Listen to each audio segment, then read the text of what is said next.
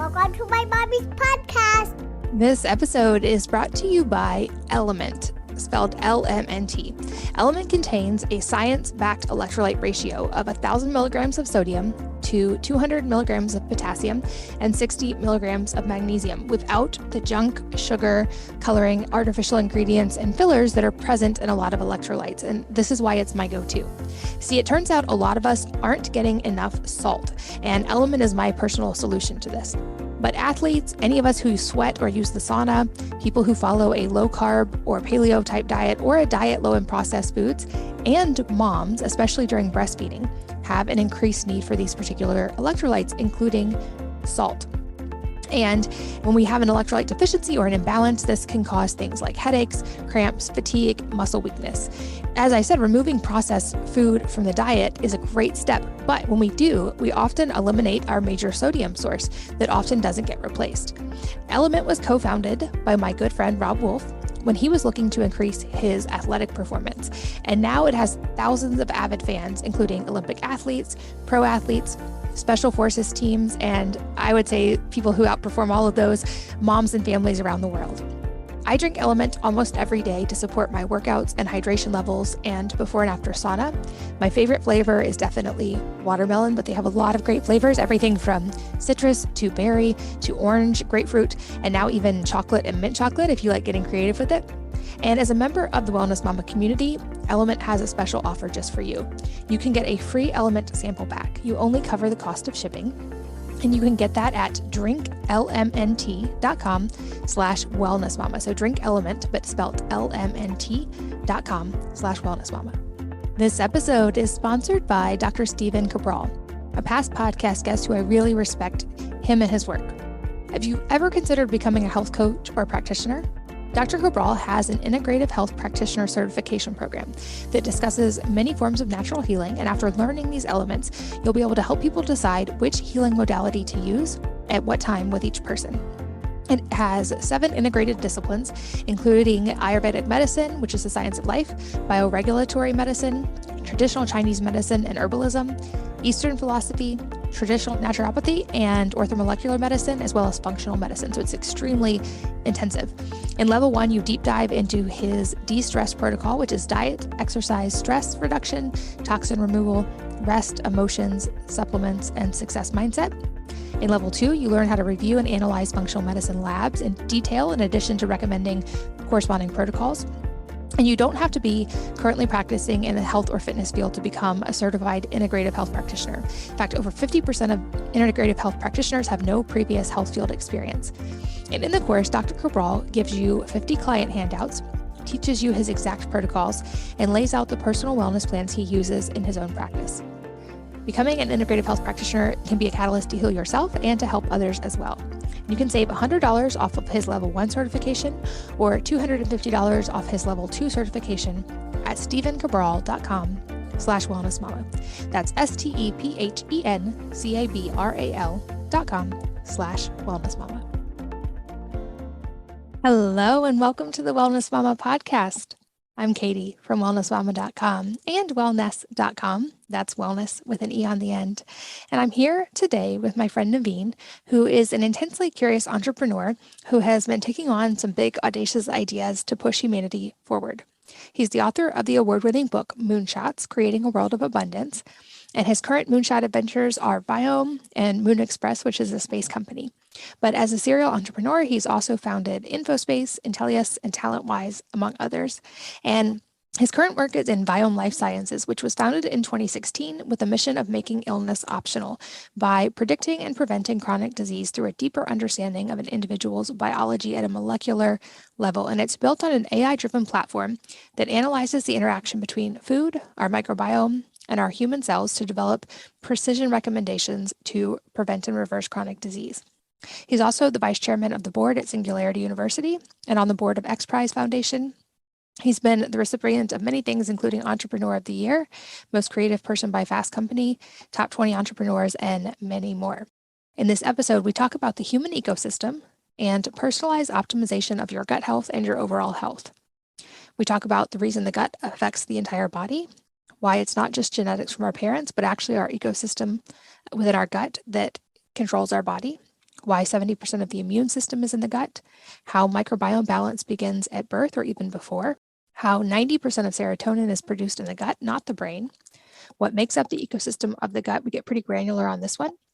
The difference between DNA and gene expression, how some foods can be good for some people and not others, and how to know which is best for you, but also the universally harmful foods, why there are some universally bad ones, but not universally good ones, why he doesn't recommend harsh products that kill bacteria in the mouth or in the gut, the real reason it's important to chew your food really well before swallowing, and so much more.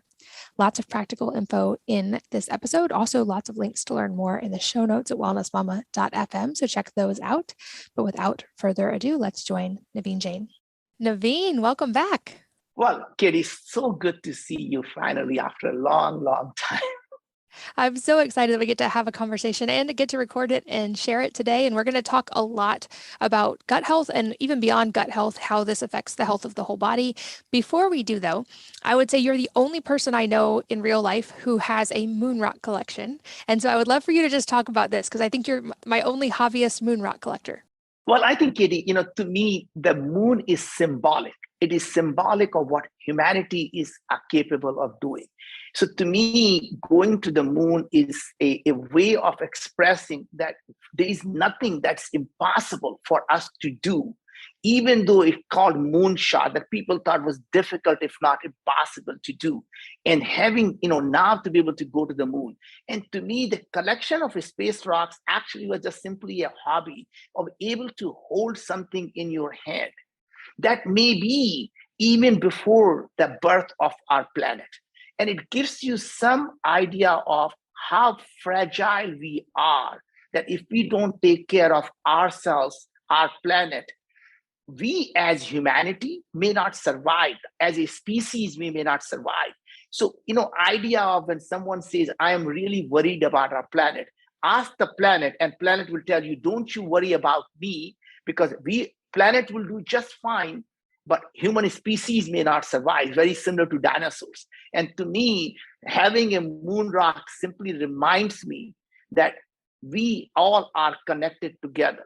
When something outside us goes wrong, we as internal ecosystem will also be impacted, right? And that's coming down to, if you look at what's above, so below is really what's outside the ecosystem in the universe impacts us, and our ecosystem inside us impacts the universe. I love that you said it like that because I interviewed my oldest son on this podcast a couple hundred episodes ago when he launched a cookbook, and you know him as well. And I asked him that question, your generation's going to face a lot in the environmental and climate stuff. And I raised this question and he goes, well, Mom, you're actually asking the wrong question because the planet is, love it. The planet is a self-correcting organism.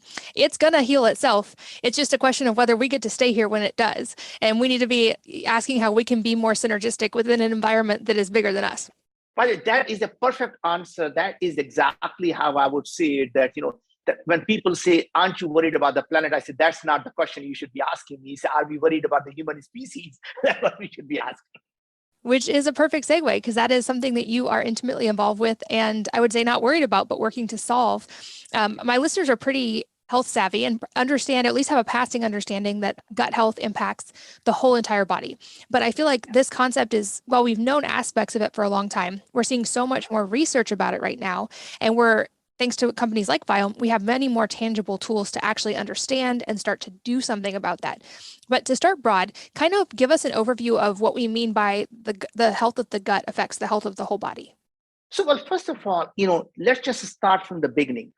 We as human beings are not simply a product of the DNA from our mom and dad. What we are is a symbiotic ecosystem. And in that ecosystem, 99% of all the genes that are actually expressed in our human body are not our own. They come from these microbes that are in our mouth, in our gut, all over us.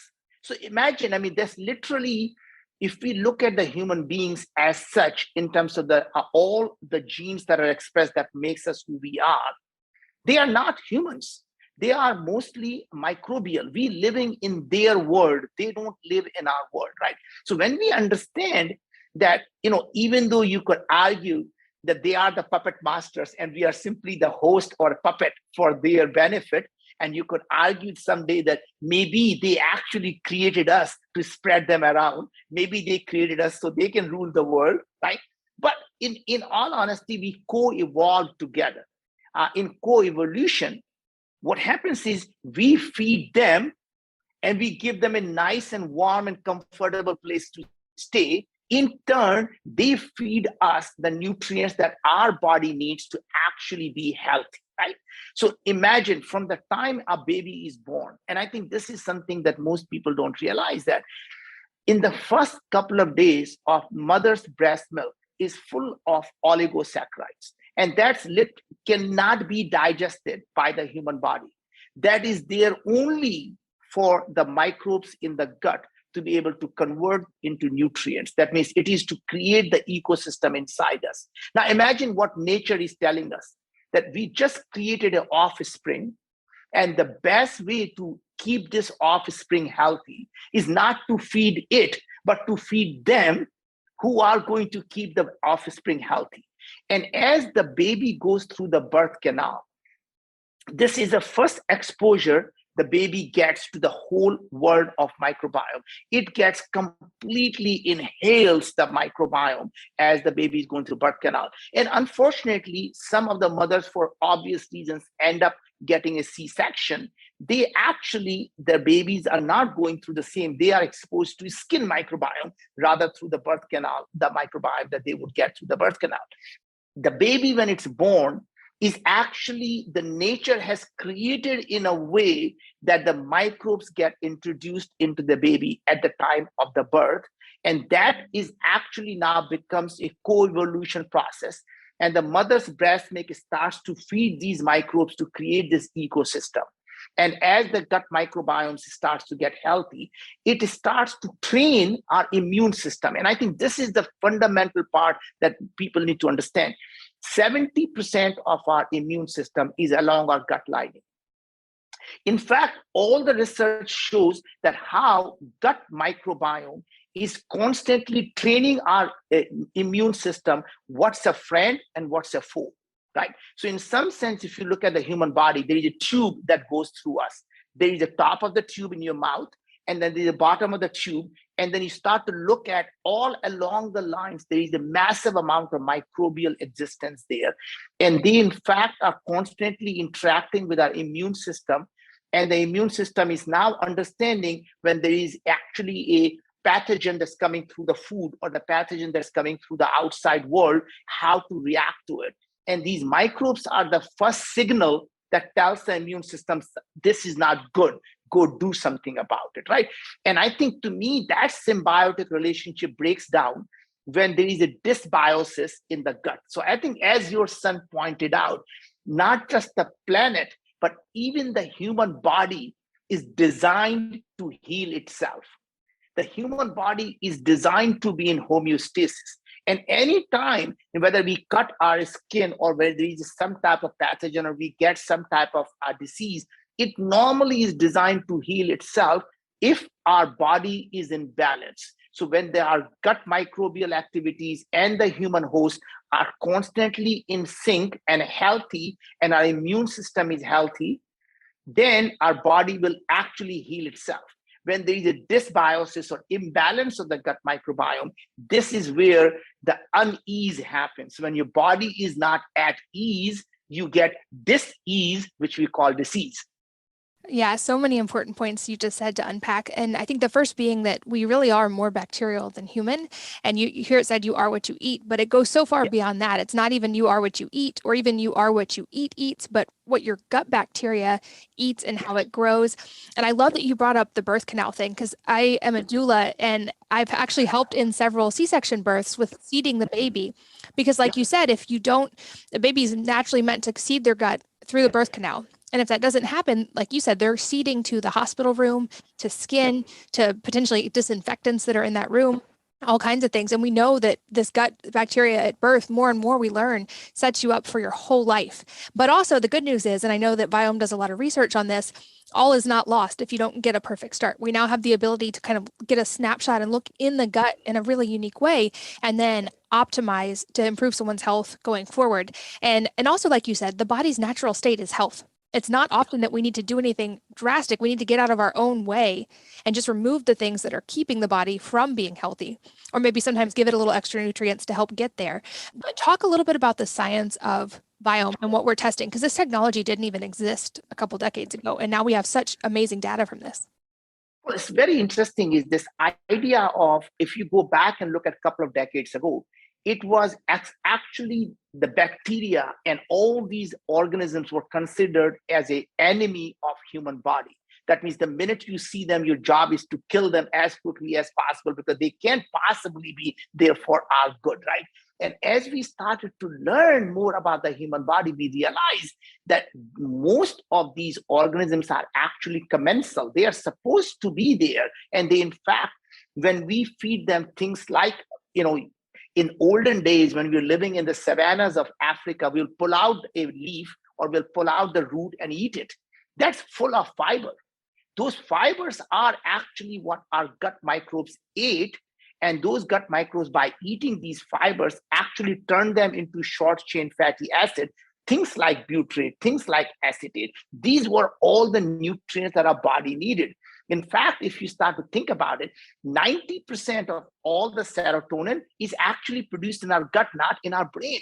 So if you really think about all the things that are being done in the gut, and how what happens in the gut doesn't simply stay in the gut. It actually impacts the whole body, including our brain.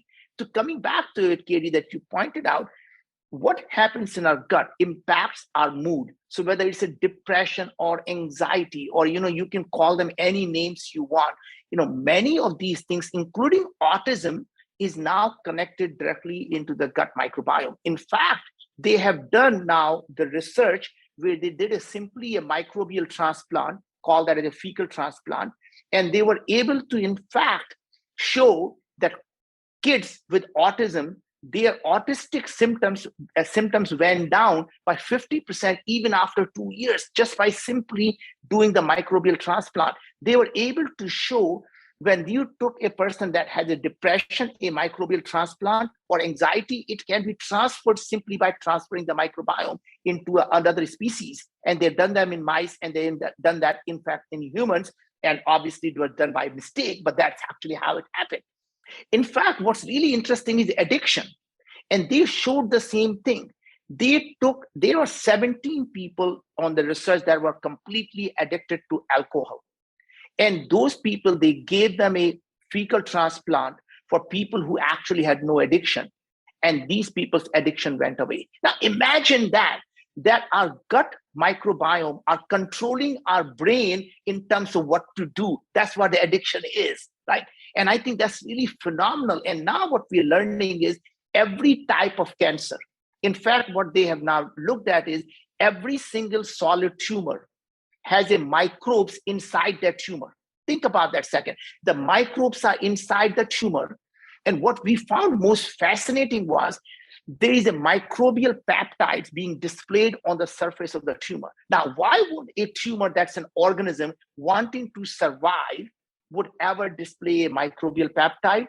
Unless it is there to fool our immune system into thinking this is self and protects the tumor against immune system attacking it, right?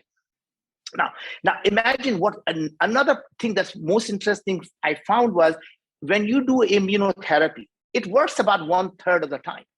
And the people where the immunotherapy does not work, in the 70% of the people where immunotherapy did not work, they simply were able to do a change in their gut microbiome, and the same immunotherapy started working. So our gut microbiome is not only there to keep us healthy from all the diseases today we call the different names, heart diseases. It is coming from our gut microbes actually producing things like trimethylamine or TMA. TMA gets absorbed in the blood and our liver converts them into TMAO, trimethylamine oxide. In fact, we can now look at things like LDL production, which is a bad cholesterol production, and see how microbial activities and microbial metabolites actually change the LDL production. You're able to look at what's happening in your gut, how it is changing the inflammatory markers in our host. So we are able to measure the gut activity and the human host activity, all their cytokines. So we're looking at every interleukins. We're looking at all of the inflammatory markers to see how they are changing with the gut microbial activity. So anyway, the point I'm trying to make is that you mentioned something about these bacterial, and I just want people to know the microorganisms are not just bacteria. They are predominantly bacteria, but they also consist of yeast, viruses, and even the RNA viruses or fungus or mold. All of these things are actually the whole ecosystem. And the biggest part, in fact, if you would notice, almost 10 to 1, if not more, is actually phages. And the phages are the viruses that infect the bacteria. And if you look at any nature, whether you're looking in the soil or you're looking at the gut microbiome, in fact, there are 10 times more phages than the bacteria alone. And that means these viruses that infect bacteria are modifying the the organism, the functions of these bacteria that in fact changes how these bacteria behave in terms of what functions they're performing. So again, what's really interesting is by looking at what organisms are there, will never tell you what is going on in your body. In fact, their functions are what makes the difference. That means what they are producing is really the only thing that matters, what these gut microbes are producing, not who they are. And I think, Katie, you probably know that a lot of the people like Akkermansia muciniphila, some of the companies are selling them as a probiotic without realizing that Akkermansia can be good for some people. And in fact, it is the number one reason for causing multiple sclerosis. And it has also been directly linked to Alzheimer's, right? So now think about it. Else, the same organism can do something good for one person and can do something really bad another person. So taking something blindly, taking any supplement, any probiotic, any prebiotic blindly is actually not good for you because your body is completely different than other person's body. The same organism and same probiotic can be good for someone and could be harmful for another person. And that's the biggest learning we have had in the last 6 years. Yeah, I love that you brought up the fecal microbiota transfer as well. I've seen some of the science on this, and caveat, this is not something to attempt at home, but it's pretty amazing what they're accomplishing in labs with some really targeted and very specific ways of doing that. And I feel like in a sense, this is also something you can accomplish without having to go to that much of an extreme if you know what you're working with. And for the last 2 years, I've been saying, early on in health and wellness, I would find out information, read studies, and be so excited and write about it. And I've realized more and more over the last 15 years, everything is so personalized and so individualized. And so now when people ask me, like, what exactly did you do to reverse your Hashimoto's? I say, I can tell you what I did, but it's not going to work the same for you. It can be an idea with a starting point, but it's not going to be your blueprint. Each of our blueprints is going to be very, very different, which is why I love now more and more access to these at-home testing, whether it be things like Biome, even now blood testing available at home, genetic testing, just so we can have more information and access. And I've said so many times on here, we are each our own primary healthcare provider. At the end of the day, it's great to work with doctors, but we are each our own primary healthcare provider. And I feel like having tools in our pocket that let us be more effective at that can really, really make a difference. So let's talk a little bit more about the personalization aspect of this, because I also am curious, I know you said everything is so different. What's good for one person might be not for another. Are there any things that are kind of universally bad that you're finding in Viome? Like I would put maybe processed vegetable oils on the do not cross list, but I'm curious what you're seeing in the data. So first of all, it's really interesting. I think you phrased it correctly. There is no such thing as universal healthy food. And that means there is no such thing that's good for everyone. That means same food can be good for you or bad for someone. However, there are some universal unhealthy things that you can know. So there is no universal healthy thing, but there are universal unhealthy things. Sugar is one of those unhealthy things. There is no one who says the sugar is good for me, right? So that's actually having a fried food. So oil, all fried stuff, it's just bad for everyone. Eating a lot of sugar is just bad for everyone.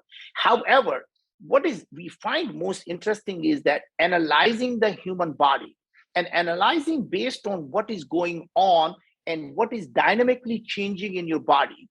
And I think a lot of the people who are listening to it, I want people to understand the difference between a DNA, which is static. So when people do their DNA test, it tells you what is inherently there in your body. It doesn't tell you what is actually going on in your body. That means if Katie, you allow me, I'm going to explain the DNA because I think to me, a lot of people get very confused about what DNA is.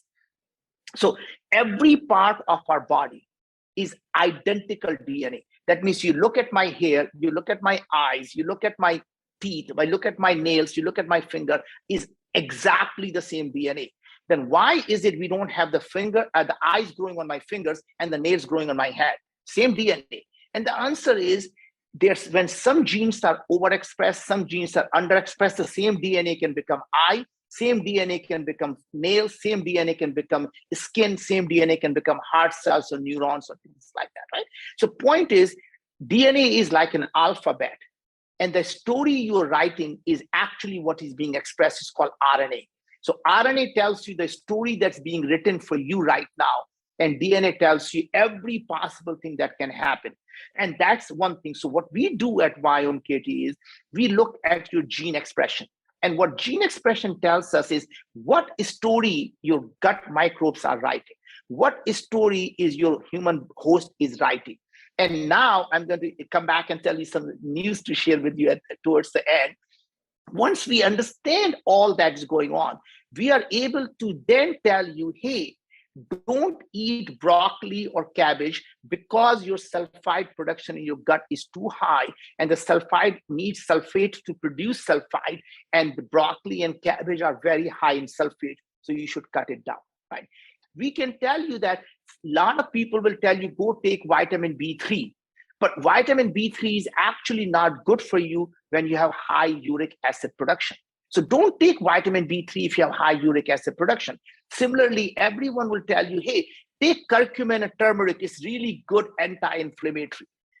It is. However, when your bile acid production is very high, you don't want to take curcumin because it's going to convert into bile salt. That's going to cause more inflammation.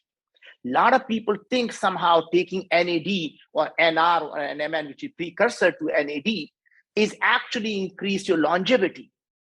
It is true for some people, it may do that, but for others, it actually will harm you when you have high cellular senescence or when you have high inflammatory activity. You don't want to be taking additional NAD because that's going to increase the mitochondrial biogenesis. That's going to increase more free radicals, going to increase more cellular senescence, right? So the idea really is that you have to learn what is happening before you treat your body like a black box. And I think you said it right, that we are the CEO of our own health. We are the ones who need to know what is happening in our body, because our primary care doctor, I don't know about you, Katie, when I go to my primary care doctor, by the time I start speaking, he's already writing the prescription. I mean, literally the word he says, oh, did you say coughing? Here it is. Did you say this? Give me the ill, I'll give you the pill. And that's all they're simply doing. They don't care to understand what is causing that to happen in my body. Like you had Hashimoto, or if you had any type of an autoimmune disease, the first thing they tell you is just take the immune suppression drugs and suppress the symptom, not worry about what is causing it. And that is a fundamental problem that our healthcare system has, is that our medical industrial complex, everyone makes money when we are sick, and no one makes money when we are healthy. And so we decided to change that. In my world of the future, Katie, we believe that, I think just like you just said, the future of healthcare is going to be delivered at home, not at the hospitals. And the medicines of the future are going to come from a farm, not a pharmacy. And that is going to be the biggest change you'll start to see us taking control of our own health. And I think COVID has been one of the, I would say, if you look back at COVID 10 years from now, it will be the biggest inflection point that happened in humanity's perception of that we as individuals have control of our own actions, and our actions have health consequences. Absolutely. I think so many good silver linings and interesting moments in COVID, and people spent more time at home and with their families cooking dinner at home. There were a lot of great outcomes, as hard as it was for many people. I think we can focus on those positives. And I love what your explanation of DNA and how it goes beyond just your genetics. It's about how they express and how that's controlled in the gut. And I'd love to go a little bit deeper about Biome because I know I talked to you years ago about this, and you guys have made some big advances since then. So talk about kind of the snapshot of what Biome is testing and then how people are making changes based on that and what they're seeing. Yes. So obviously, Katie, a couple of years ago, we did a gut intelligence test that simply measured your gut health. And then we realized that that was really good, but it didn't tell us how those gut changes were impacting us and the human body. And so we now launched about 2 years ago during COVID, actually, we launched our health intelligence test that measures your blood and it measures your stool. And by doing the finger prick blood, so you don't have to go to a lab, it's a simple finger prick blood, couple of drops of your blood, and your touch of your stool, we are able to now look at both your gut health and your human host, and able to now tell you what is your biological age. And that tells you not only how well are you, how well or how poorly your body is aging compared to your chronological age. So to give you an idea, I am now going to be 63 in September, and my biological age is down to 50. And that tells you that literally that my body is performing at the level when I was 50. And I feel it. I run up the stairs, 2 stairs at a time, and I have more energy than I had when I was 50. And that simply tells you what your biological age is. Then we give you immune health. That means how well are you protected against if you were to catch flu or cold or any type of pathogen, how well your body is able to protect itself. And that's your immune health. Your cellular health, that tells you how well your cells are able to undergo the things that are going on in the human body. Mitochondrial health, that's your energy factory, how well the mitochondrial health is performing. Because if it's not, you get brain fog, you feel fatigue, you feel tired. We give you obviously your gut health. And now this is something new that we're going to be launching in June. And we're launching a new product called Full Body Intelligence. And for the first time, we're going to be analyzing all the way from top of your tube, your saliva, your stool, and blood, all three at the same time. And by looking at that, we're also going to be able to provide you some additional insights, such as your heart and metabolic health. We're going to be giving you your brain and cognitive health. We're going to be able to show you your oral health, such as your gum health, your teeth health, and all the gum, leaky gum instead of just leaky gut. We'll be able to show you how well your boundaries of your gums are performing so that microbes are not going into your blood. And other thing we do now, which we did not do until about a year ago, is when you do a test, not only you get your deep insight what's happening in your body, and not just tell you, here are the foods that are good for you, and here is why. Here are the foods you should avoid and why. We used to tell you, here are the supplements you should take. Now we go beyond that, Katie. We are able to tell you, you only need 22 milligram of berberine every day. You need 17 milligram of elderberry every day. You need 79 milligram amylase every day. And we go through every vitamin, minerals, herbs, food extracts, digestive enzymes, amino acids, probiotics, prebiotics, and we literally make those for you on demand. There is no pre-made stuff. Think of it like a compounding pharmacy. There are robotics compounding pharmacy. It says these capsules are being made for Katie. Go to bin number 17, get 17 milligram of elderberry. Go to bin number 29, get 27 milligram of berberine. And we literally take a strawberry extract, fisetin here, put this thing here. And by the way, once we get the powder, we make the capsules and ship them off to you every month. And as your body changes, we change your supplements at the same time. So every time you retest, we say, oh, you don't need amylase anymore. What you really need is butyrate now, right? And we literally are able to adjust as your body is changing, we adapt the nutrition that your body needs. And those are the new things that I'm super excited about. Other things that I'm really, really excited about, and we have not talked to anyone yet about it. If you're going to be launching in June also our cancer detect. And this is going to first time as a consumer, you'll be able to spit in a tube and we'll with 95% specificity and 90% sensitivity, we'll be able to tell you if you have any oral cancer or throat cancer. And then we'll be able to actually connect you with the doctor to be able to do something about it. So if you are above or over 50 years old or have any history of smoking, vaping, chewing tobacco, you'll be able to actually at home do a test and actually know that you're not at a risk of developing a cancer right now, or you're developing a cancer right now. Yeah, this is so cutting edge. And I think just to highlight what you said, this is a really fascinating use of basically machine learning and AI and this adaptive technology. And because you've now tested thousands and thousands, probably hundreds of thousands of people, then the algorithm has access to all this information. So it can continue to get more and more specialized and direct with the recommendations and learn your own body over time. So you're getting this kind of ongoing, accurate picture, which I think is so fascinating. So, Katie, we have analyzed over 350,000 samples already, right? And that has given us this, the part of being the part of that Wyoming ecosystem is every single person who joins benefits from the other 350,000 samples that we have analyzed, and they contribute to the ecosystem. And our AI and machine learning is constantly getting better. And for every single person who joins, benefit themselves and benefits the humanity at the same time. Because now the more we learn, the better recommendations we can make for everyone. So before we just only could look at your stool. Now we look at stool plus blood. Now stool plus blood for saliva. And we're going to launch the next thing will be with urine. And then we're going to start to look at other biomarkers in your body. So our recommendations get more and more precise as we learn more and more about the human body. And a real hope is in my lifetime, we'll be able to understand what causes the onset of a chronic disease and what causes them to progress, and to be able to prevent them from happening in the first place, to be diagnosed them early when they actually do happen, and to come up with a cure for these diseases, not simply manage them, but to cure them once for all for each individual. So, and that's going to be the ultimate goal of our life.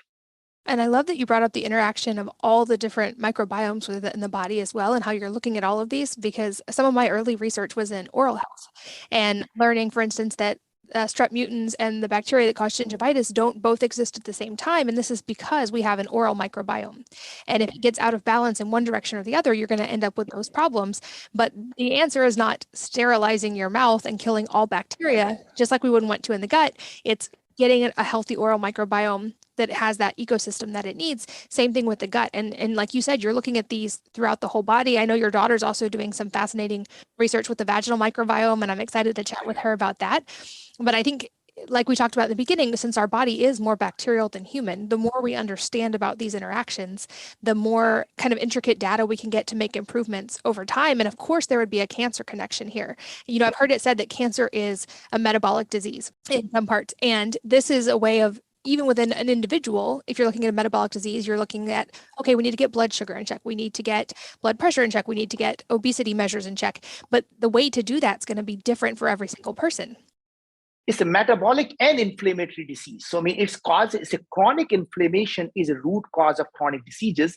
However, what causes the inflammation in our body is different for each individual. So even though it is the inflammation that may be at the root cause, but the underlying reasons for that inflammations are very, very different. And as you mentioned, our daughter has this company called EVVY, EVVY, which looks at the vaginal microbiome. And to me, what she's doing is so phenomenal. And especially your audience, every single woman should do that, because that is going to be, lots of women suffer through many of the diseases that we as men would never understand. And that to some extent is, largely reproductive organ. And many of the times, the lot of research shows that vaginal microbiome is involved in preterm birth, in the health of the baby, and all the things that you mentioned as the baby goes through the birth canal. All the things that come out, in fact, are contributory side from the vaginal microbiome. So my high recommendation, again, I'm biased. I think every woman should be doing the EVVY test, right? Now, coming back to the things you mentioned, that, human health is complex, but once we understand biochemical level, what is going on, that's the reason, instead of looking at organisms or instead of looking at DNA, we focused on the gene expression or RNA. We focused on what microbes are producing, looking at the whole body. And I think, Katie, I want to point out that the products that you build for oral health are some of the best products. Because to me, what is the biggest game changer is people thought the organisms were your enemy. So they have this Listerine, kills 99% of all the bacteria in your mouth. For heaven's sake, don't do that. When you kill the ecosystem in your mouth, it actually destroys the whole digestive tract. And I want to just emphasize, to people, when our mothers told us to chew our food, she didn't ask us to chew the food because they thought the food was too big to go down our esophagus, right? It was when you chew your food, you're allowing the oral microbiome in your saliva to actually pre-digest the food. And by pre-digesting the food, in addition to pre-digesting, it also sends the signal to the gut and to the body about what is coming down. So when it tastes sweet, it starts to release the signal for pancreas to release the insulin because it knows the sweet stuff is coming down.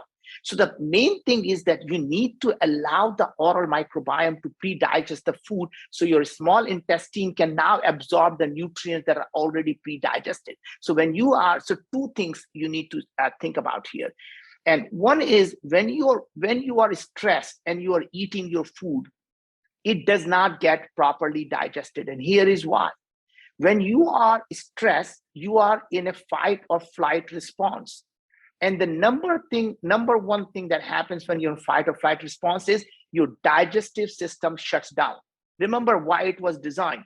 When you're running away from a tiger, at that time, the body knew there is no point worrying about digesting your food because either you're going to be lunch for someone else or you're going to survive.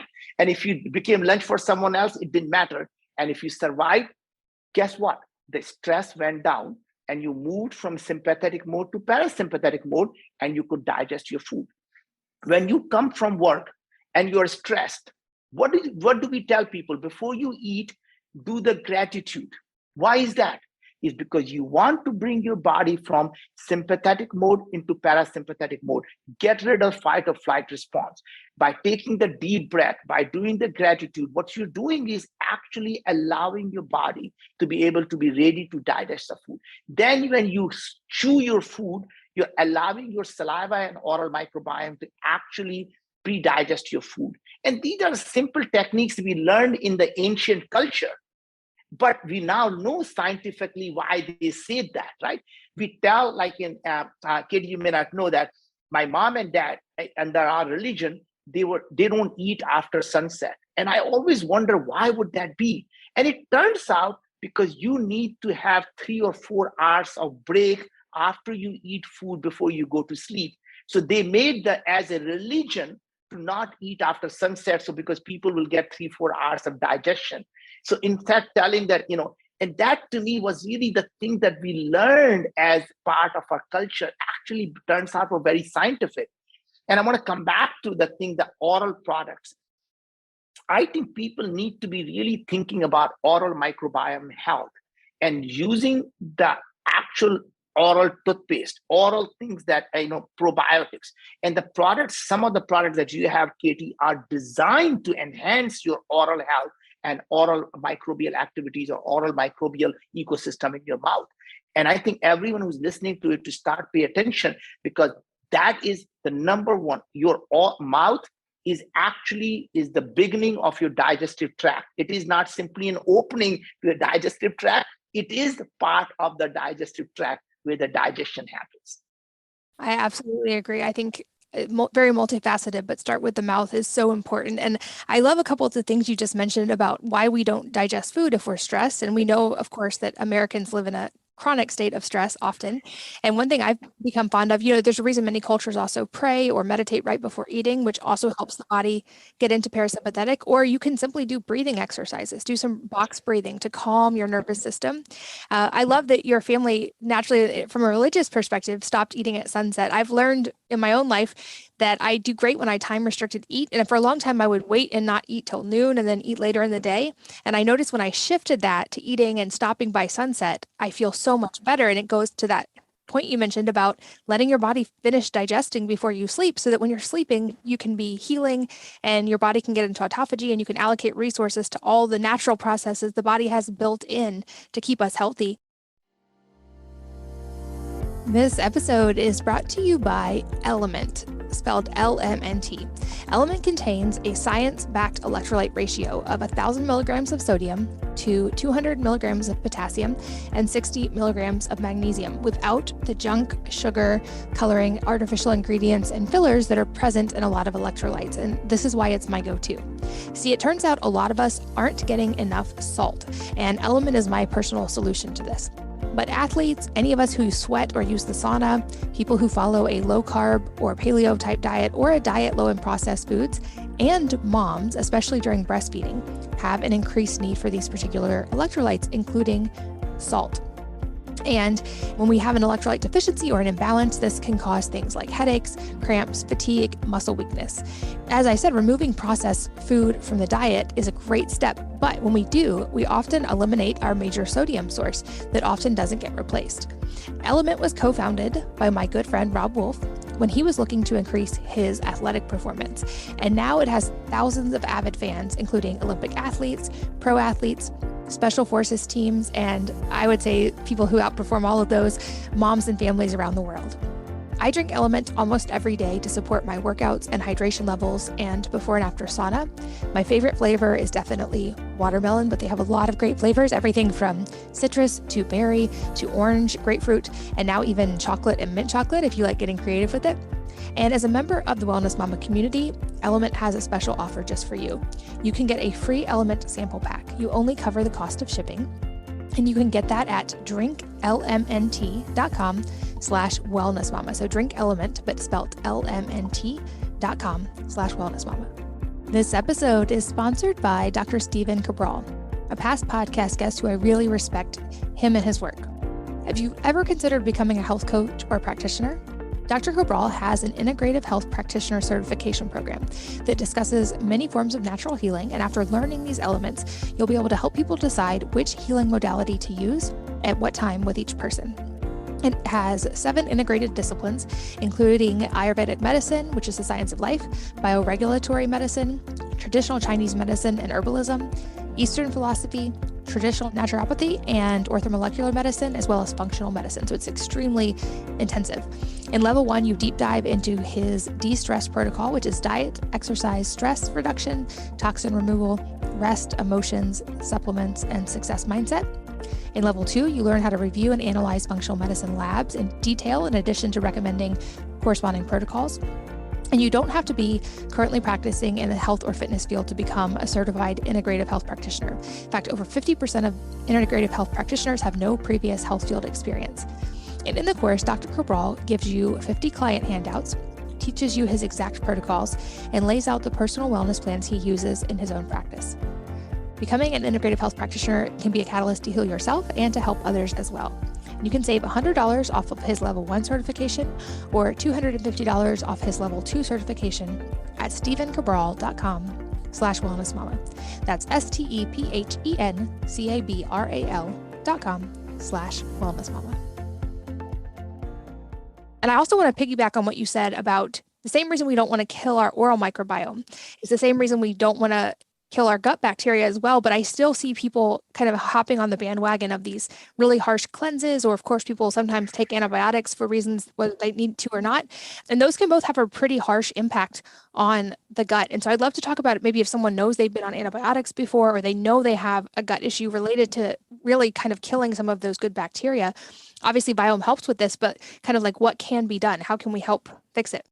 So first thing is, before you go start taking a lot of things, is to understand what is the state of your gut bacteria. So do a Viome test, understand where it stands, and then you start to look at what we tell you what are the foods you should eat. And again, taking a lot of the fermented food, especially when you're trying to repopulate or repopulate your gut microbiome, and really the things should be is diversification.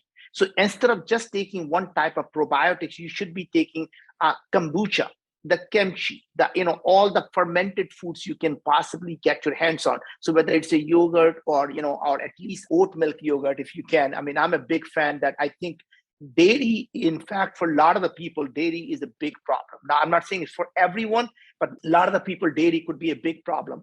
And the mammalian products actually could be a big problem for some people and not for others. So I'm not the person who's preaching veganism here at all. What I'm saying is know what is good for you. There are a lot of people who can eat red meat for all of their life and live to be 100.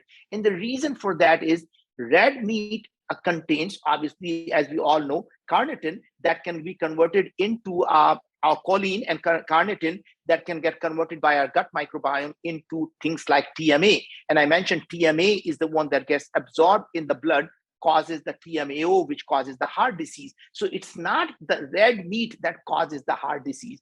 It is the byproduct of how the red meat is digested in some people and that produce TMA. So if your TMA production is low, you should eat red meat if you want to, because it's not going to harm you. And that's really the point, is to understand, don't simply ban foods and a whole category of food. And other thing that we learned, we published a paper having analyzed over 100,000 people at that time on aging. And what we found, Katie, that you may find really fascinating is people who were on these fat diet like keto diet or paleo diet were the worst offender of their biological age. The people who were on keto diet, in fact, were 3 to 5 years older than their chronological age, and the same is true for paleo diet. It turns out the people who were on balanced diet, that means they were eating their carbs, but not a lot, but they were eating their normal carbs, they were eating their protein, they were eating their fat, and they were eating the protein. They were much more balanced, were actually better off biologically than cutting out the whole nutrient group completely. That makes sense, that we need the variety. And I've learned more and more as well that I think the simplistic version we all hopefully learned in school, was about just kind of calories in, calories out. And I've heard it said, our body's not a bank account, it's a chemistry lab. And so I now try to eat for maximal micronutrient and nutrient density in food, not just hitting or not hitting target calorie ratios, because it's so much more diverse and important than that. And what's next for Viome? I'm curious, because I know you're constantly doing research here. And like you said, your goal is to tackle chronic disease in its entirety. So what's in the pipeline for you guys? I think I mentioned that next test we're launching in June is a full body intelligence. We're launching a cancer detect test, and we're making our supplements and probiotics more and more precise for every individual. Since we make it for each individual, we're trying to do additional tests now. And our goal is to launch in the next 6 months another test, which is going to be more like a proteomics test, because the things we cannot see in the blood because they are produced somewhere else. So can we measure things, the protein for Hashimoto disease? Can we measure things like lipopolysaccharide binding protein that can predict if you have a leaky gut by looking at LBP, by looking at CRP, which is done in the liver. So we're going to be able to actually measure additional things in addition to just the ones that we are measuring. And the more information we can learn, the better recommendations we make. So our hope is to continue to launch these tests that give us better and better insight. And that means we can make a more and more precise recommendation for each individual. Ultimate goal really is to understand, as you see, the human body is a chemistry lab. We are basically our biochemical reactors in our body. Our body is a biochemical reactor. And that is the thing people need to understand, that the gene expression tells you what biochemistry is going on in the body. And that's the reason, in fact, Viome is the only company that does look at the gene expression, because there's no other company that has this technology. And I think people who have listened to your earlier podcast, we talked about this particular technology came out of Los Alamos National Lab, where they had developed it for biodefense project. And that's the reason no one else can do it, because it took 10 years and multi-billion dollars worth of resources to develop this technology. And fortunately, we were very fortunate to be able to get the license to be able to use this technology to help the humanity get better. And if our mission was simply to make money, we would not have been able to license this technology, right? So the fact today we are simply focused on making every single person be better. Our mission on day one was, what if we could understand the human biology at a molecular level so we can prevent, diagnose early, and cure these chronic diseases, including cancer and aging. And I think a lot of the people who have heard you and I talk in the past, that I lost my dad to cancer. That was one of the biggest motivator for me, because if I had started this company half a decade before I did, I could have potentially saved my dad. Having watched him go through that pain, or suffering through cancer, I realized that even though I couldn't save him, I could dedicate my life to saving everyone else. And that will be my way of letting him know that, I am so proud of how he raised us as a child and given us everything we have. So we are able to save everyone else's loved ones, whether it is from heart disease or diabetes or depression, anxiety, or cancer. And my hope really is that in our lifetime, we will absolutely eradicate cancer from the human body. And if I were to make a prediction today, I will tell you within a decade, I think we will get rid of cancer from the human body. Well, that's a big claim, and I hope we are on track for that as well. I've lost 2 extended family members in the last couple of months alone to cancer, as well as 2 of my grandparents, and it's no secret that those are all still very much on the rise right now. And I'm sure the chronic stress of the last couple of years is not helping that problem. So I'm grateful that there are resources like you. And I have done Biome. I'm doing an updated one right now, so I can report back with my results on that. But I also am going to make sure, I know you've offered a discount code for the Biome testing. So that link will be in the show notes for you guys listening at wellnessmama.fm. You can find the discount code and the link directly to it there. And to make sure I respect your time, there's a couple last questions I would love to ask you. The first being if there's a book or number of books that have profoundly influenced your life, and if so, what they are and why. Yeah, so the book that have really influenced me, there is a book by Clayton Christensen. I love the man, and I saw him before he died. A book he wrote, How Will You Measure Your Life?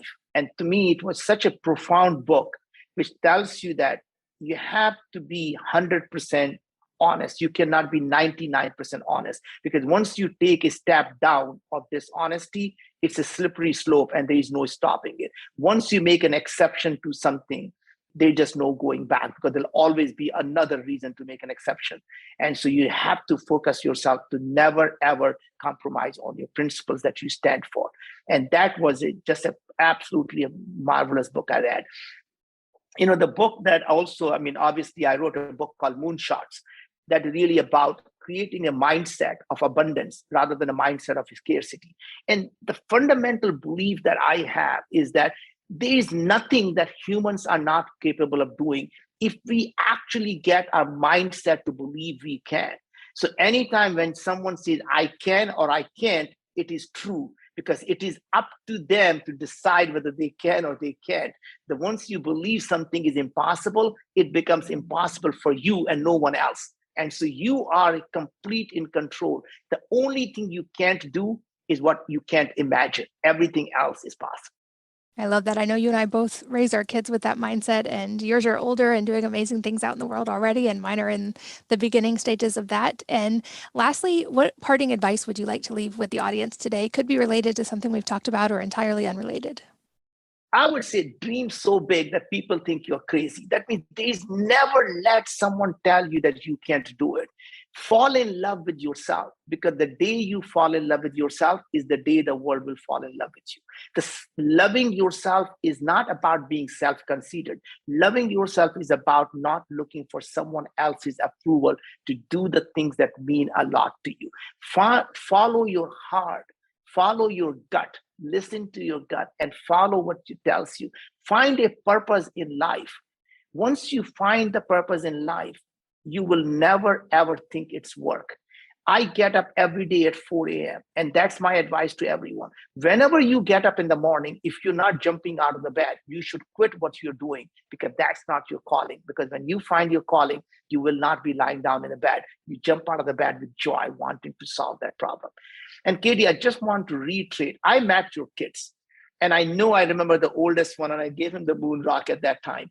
I'm telling you, your kids are going to actually move this humanity forward. You are raising these children with the mindset of that everything they want to do, they can.